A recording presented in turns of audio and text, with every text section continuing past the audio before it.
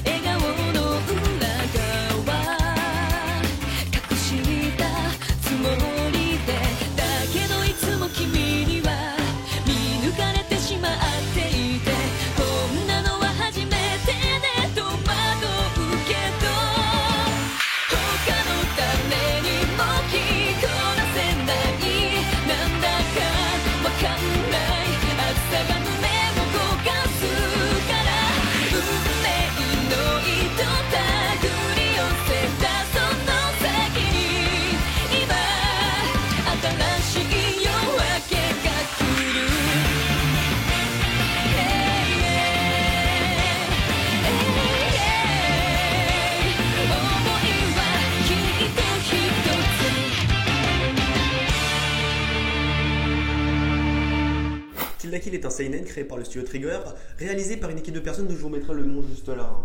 Mais quel flemmard. Bon, du coup je vais vous les citer moi-même. Alors... Non, ferme ta gueule.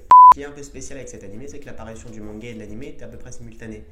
Elles ont commencé à 1 jour d'intervalle et elles se sont finies à 23 jours d'intervalle. L'animé n'est qu'en 24 épisodes, un OAV, et le manga en 3 volumes. C'est l'histoire de Matoi Ryuko, une fille de 17 ans qui arrive dans une ville assez particulière nommée Kobe. La ville ressemble à ça. Au sommet, c'est l'Académie Yonoji, un lycée géré par la famille Satsuki, et dont la présidente du conseil des élèves, Kirin Satsuki, contrôle tout. Un beau bordel comme on les aime.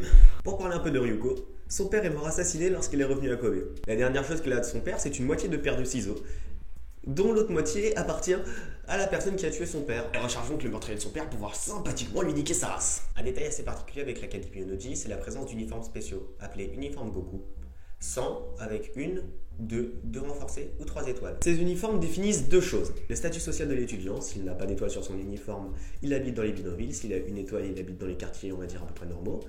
2 étoiles dans les quartiers aisés et 3 étoiles dans les quartiers riches. Et ils définissent aussi le grade de l'étudiant au sein de l'académie. S'il a 1 étoile, c'est un soldat, s'il a 2 étoiles, c'est un chef de club, et s'il a 3 étoiles, les 3 étoiles, c'est seulement réservé aux membres du conseil des cadres de l'Académie Yonoji. On passe maintenant au personnage, et on commence par Matoi Ryuko. Ryuko, c'est le personnage principal de l'histoire. Elle est connue pour être assez violente, et à vrai dire, ça se voit durant tout l'anime. Finalement, elle va habiter chez le Mankan Choku, vu qu'elle aura nulle part où dormir. La meuf, comment elle profite! Je le sais.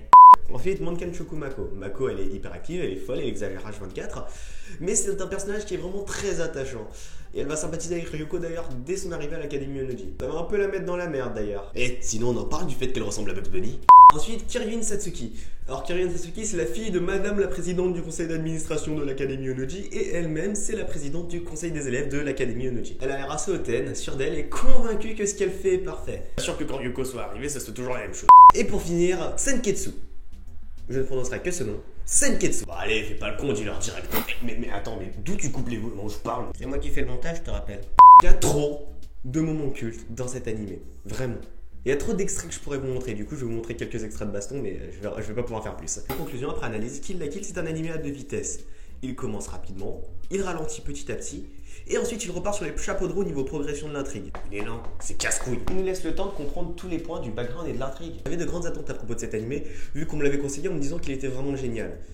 Malheureusement, j'ai pas très bien accroché jusqu'au 11e épisode. À partir de là, j'ai tout regardé non-stop. Putain, je l'ai tellement fumé que j'ai failli brûler toute la baraque.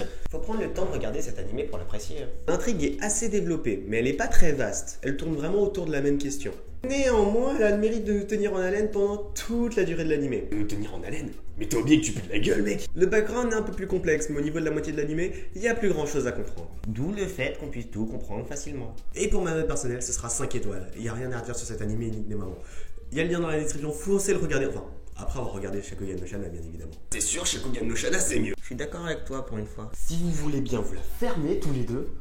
Bon, du coup, j'espère quand même que cet épisode d'Anime Time t'aura plu. Si c'est le cas, n'hésite pas à lâcher un like, à t'abonner, à partager la vidéo, à voter pour Kill la Kill si tu l'as déjà vu en haut à droite de l'écran. Je suis sûr que je prends le mauvais côté comme d'habitude, mais c'est pas grave.